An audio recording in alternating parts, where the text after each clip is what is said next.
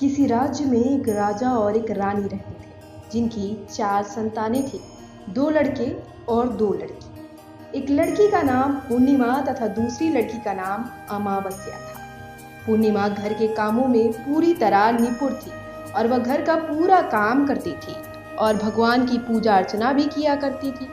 साथ ही वह गौ माता की सेवा भी किया करती थी, जबकि उसकी दूसरी बहन अमावस्या ना ही घर का कोई काम करती थी और ना ही भगवान की पूजा अर्चना करती थी और ना ही गौ माता की सेवा करती थी। पूर्णिमा सर्वगुण संपन्न थी, लेकिन फिर भी राजा और रानी अपने दोनों बेटों तथा पुत्री अमावस्या को ही प्यार किया करते थे।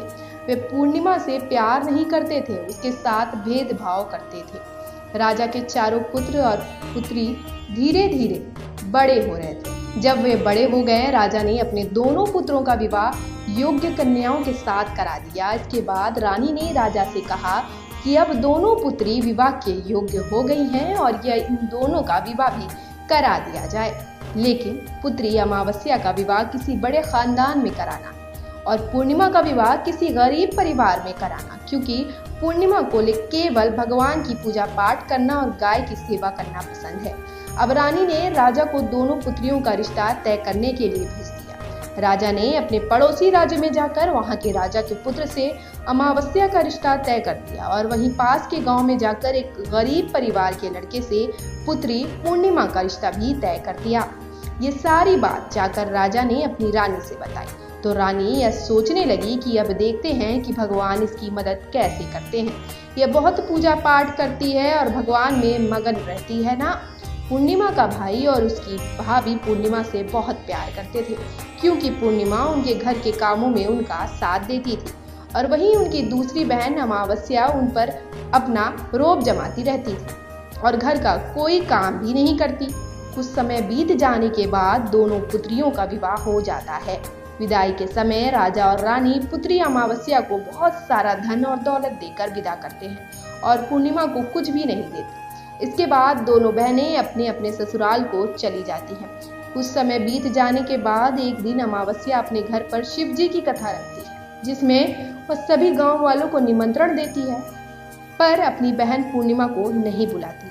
जब गांव की सभी औरतें अमावस्या के यहाँ आती हैं, तो यह दृश्य पूर्णिमा अपने घर के दरवाजे के बाहर बैठकर देख रही होती है। तब वहां से गुजर रही औरतें पूर्णिमा से कहती हैं कि तुम्हारी बहन के यहाँ शिव जी की कथा रखी है, क्या तुम नहीं चलोगी?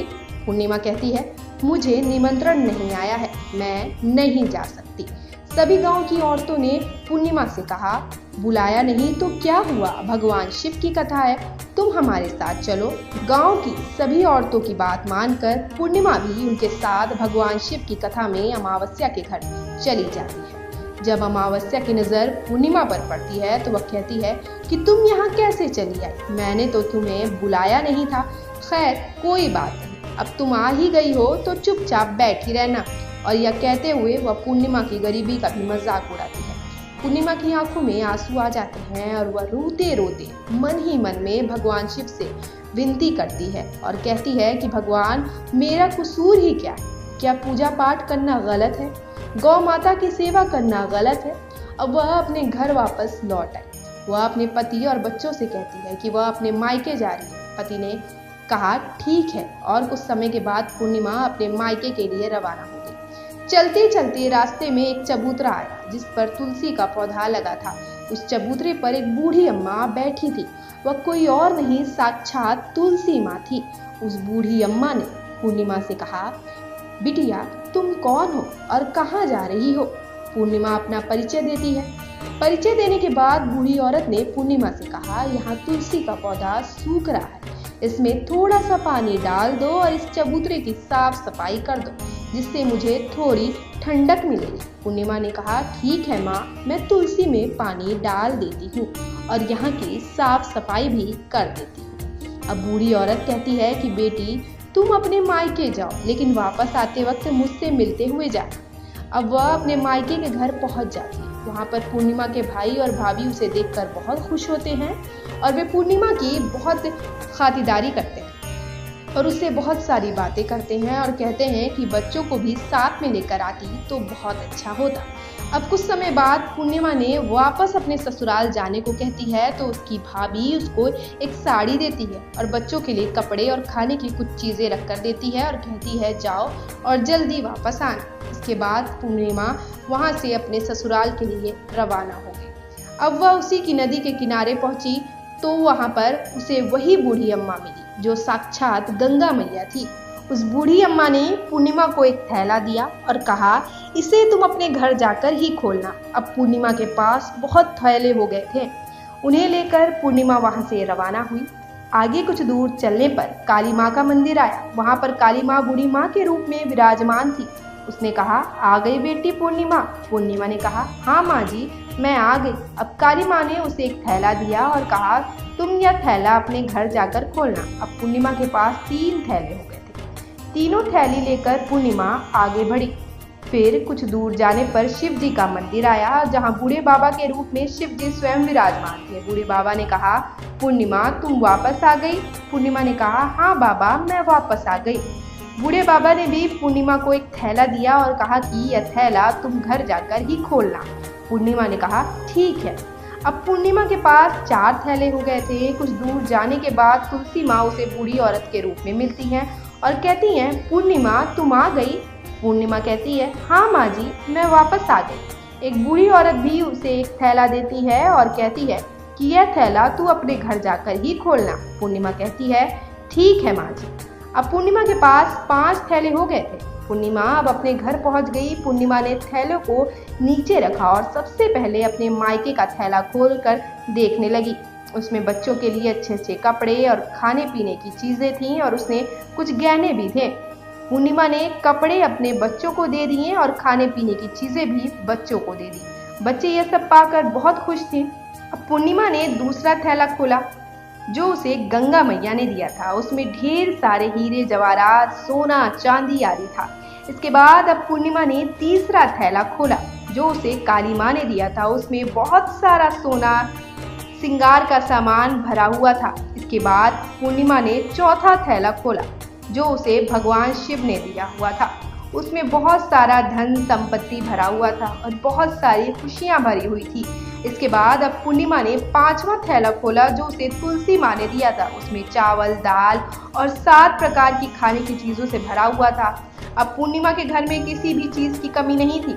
उसका घर धन धान्य से भरा हुआ था और परिपूर्ण था। अब पूर्णिमा और उसका परिवार सुख में जीवन व्यतीत करने लगा। अब पूर्णिमा के मन में विचार आया कि क्यों ना शिव जी की कथा कराई जाए और शिव जी की कथा में एक कार्यक्रम रखा जाए। पूर्णिमा ने गांव के सभी लोगों को निमंत्रण दिया और घर घर जाकर सभी लोगों को बुलाया। पूर्णिमा अपनी बहन अमावस्या के घर भी गई और अमावस्या को भी शिव जी की कथा के लिए उसने अपने घर पर बुलाया। जब अमावस्या पूर्णिमा के घर शिव जी की कथा में आई तो उसने देखा कि पूर्णिमा के घर में किसी भी चीज की कोई कमी नहीं है।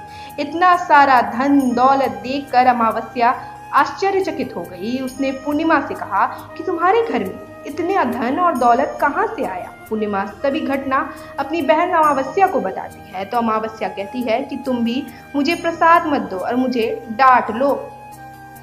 और अब वह सीधे अपने घर चली गई और मायके के लिए निकल गई। उसे भी रास्ते में चलते चलते तुलसी माँ मिली जो चबूतरे पर बूढ़ी माँ के रूप में बैठी हुई थी। बूढ़ी माँ ने अमावस्या से कहा कि बेटी कौन हो तुम और कहाँ जा रही हो।